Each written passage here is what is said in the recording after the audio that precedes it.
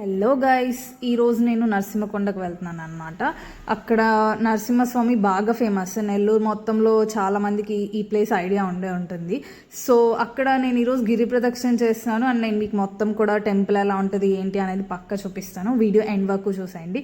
And ఇంకొంచెం late అయితే మా మమ్మీ కొట్టేలా ఉంటుంది చదువుతుంది. Let's go.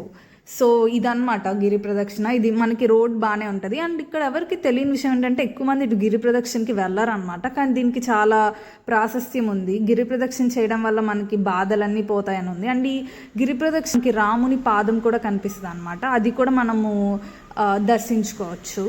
సో ఇక్కడ మేము ప్రదక్షిణ చేసి టెంపుల్లోకి వెళ్ళిపోయేసరికి చీకటి పడిపోయింది అన్న. కొండ మీద ఉన్నాం కదా, ఎంత ప్రశాంతంగా ఉంటుందో ఆ ప్లేస్ అయితే. అసలు చల్ల గాలి చాలా బాగుంటుంది.